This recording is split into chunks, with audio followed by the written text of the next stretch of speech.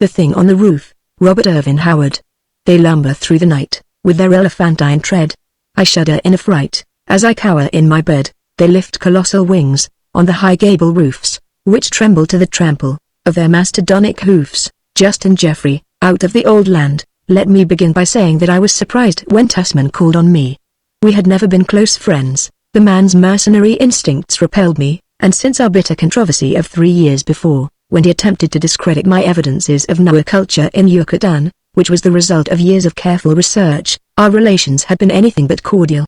However, I received him and found his manner hasty and abrupt, but rather abstracted, as if his dislike for me had been thrust aside in some driving passion that had hold of him. His errand was quickly stated.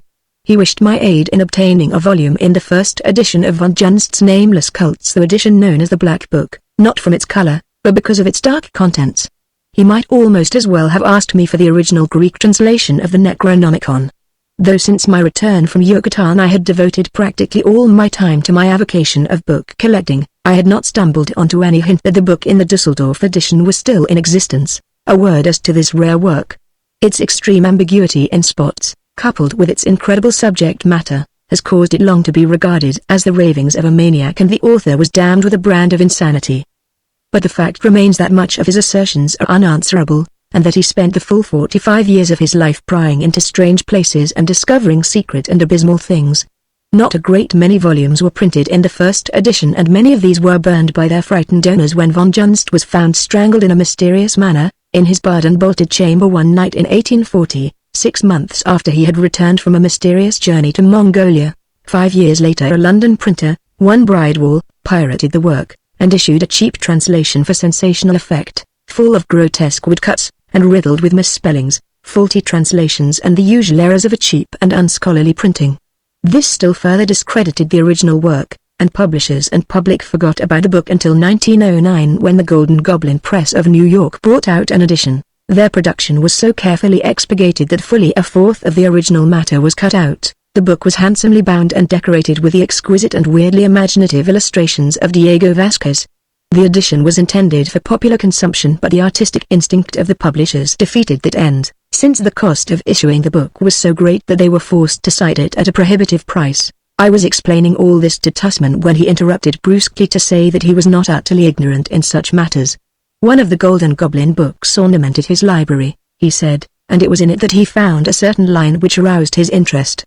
If I could procure him a copy of the original 1839 edition, he would make it worth my while, knowing, he added, that it would be useless to offer me money. He would, instead, in return for my trouble on his behalf, make a full retraction of his former accusations in regard to my Yucatan researches, and offer a complete apology in the Scientific News. I will admit that I was astounded at this, and realized that if the matter meant so much to Tussman that he was willing to make such concessions, it must indeed be of the utmost importance. I answered that I considered that I had sufficiently refuted his charges in the eyes of the world and had no desire to put him in a humiliating position, but that I would make the utmost efforts to procure him what he wanted. He thanked me abruptly and took his leave, saying rather vaguely that he hoped to find a complete exposition of something in the Black Book which had evidently been slighted in the later edition. I set to work, writing letters to friends, colleagues and book dealers all over the world, and soon discovered that I had assumed a task of no small magnitude. 3 months elapsed before my efforts were crowned with success. But at last, through the aid of Professor James Clement of Richmond, Virginia, I was able to obtain what I wished. I notified Tussman and he came to London by the next train.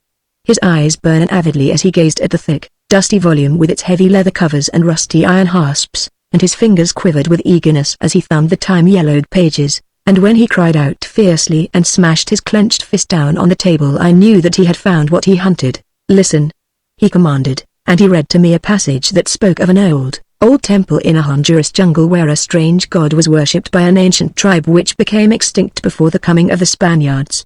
And Tussman read aloud of the mummy that had been, in life, the last high priest of that vanished people, and which now lay in a chamber hewn in the solid rock of the cliff against which the temple was built. About that mummy's withered neck was a copper chain, and on that chain a great red jewel carved in the form of a toad.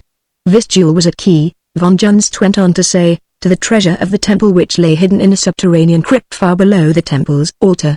Tussman's eyes blazed. "I have seen that temple. I have stood before the altar. I have seen the sealed-up entrance of the chamber in which, the natives say, lies the mummy of the priest. It is a very curious temple, no more like the ruins of the prehistoric Indians than it is like the buildings of the modern Latin Americans. The Indians in the vicinity disclaim any former connection with the place. They say that the people who built that temple were a different race from themselves, and were there when their own ancestors came into the country.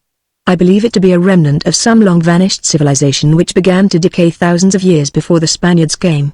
I would have liked to have broken into the sealed-up chamber, but I had neither the time nor the tools for the task. I was hurrying to the coast, having been wounded by an accidental gunshot in the foot, and I stumbled onto the place purely by chance. I have been planning to have another look at it, but circumstances have prevented. Now I intend to let nothing stand in my way. By chance I came upon a passage in the Golden Goblin edition of this book, describing the temple. But that was all. The mummy was only briefly mentioned. Interested, I obtained one of Bridewell's translations but ran up against a blank wall of baffling blunders. By some irritating mischance the translator had even mistaken the location of the Temple of the Toad, as von Junst calls it, and has it in Guatemala instead of Honduras. The general description is faulty. The jewel is mentioned in the fact that it is a key. But a key to what, Bridewell's book does not state. I now felt that I was on the track of a real discovery, unless von Junst was, as many maintain, a madman. But that the man was actually in Honduras at one time island well attested, and no one could so vividly describe the temple as he does in the Black Book unless he had seen it himself. How he learned of the jewel is more than I can say. The Indians who told me of the mummy said nothing of any jewel. I can only believe that von Junst found his way into the sealed crypt somehow. The man had uncanny ways of learning hidden things. To the best of my knowledge only one other white man has seen the Temple of the Toad besides von Junst and myself, the Spanish traveler Juan Gonzalez, who made a partial exploration of that country in 1793. He mentioned, briefly, a curious fane that differed from most Indian ruins, and spoke skeptically of a legend current among the natives that there was something unusual hidden under the temple. I feel certain that he was referring to the Temple of the Toad. Tomorrow I sail for Central America. Keep the book, I have no more use for it. This time I am going fully prepared and I intend to find what is hidden in that temple, if I have to demolish it. It can be nothing less than a great store of gold. The Spaniards missed it, somehow, when they arrived in Central America. The Temple of the Toad was deserted. They were searching for living Indians from whom torture could wring gold, not for mummies of lost peoples. But I mean to have that treasure. So saying, Tussman took his departure. I sat down and opened the book at the place where he had left off reading, and I sat until midnight, wrapped in von Junst's curious, wild and at times utterly vague expoundings. And I found pertaining to the Temple of the Toad certain things which disquieted me so much that the next morning I attempted to get in touch with Tussman, only to find that he had already sailed. Several months passed and then I received a letter from Tussman, asking me to come and spend a few days with him at his estate in Sussex. He also requested me to bring the Black Book with me. I arrived at Tussman's rather isolated estate just after nightfall. He lived in almost feudal state, his great ivy-grown house and broad lawn surrounded by high stone walls. As I went up the hedge-bordered way from the gate to the house, I noted that the place had not been well kept in its master's absence. Weeds grew rank among the trees, almost choking out the grass. Among some unkempt bushes over against the outer wall, I heard what appeared to be a horse or an ox blundering and lumbering about. I distinctly heard the clink of its hoof on a stone. A servant who eyed me suspiciously admitted me and I found Tussman pacing to and fro in his study like a caged lion. His giant frame was leaner, harder than when I had last seen him. His face was bronzed by a tropic sun. There were more and harsher lines in his strong face and his eyes burned more intensely than ever. A smoldering, baffled anger seemed to underlie his manner. "Well, Tussman," I greeted him, "what success? Did you find the gold?" "I found not an ounce of gold," he growled. "The whole thing was a hoax." "Well, not all of it. I broke into the sealed chamber and found the mummy." "And the jewel?" I exclaimed. He drew something from his pocket and handed it to me. I gazed curiously at the thing I held. It was a great jewel, clear and transparent as crystal, but of a sinister crimson, carved, as von Junst had declared, in the shape of a toad. I shuddered involuntarily. The image was peculiarly repulsive.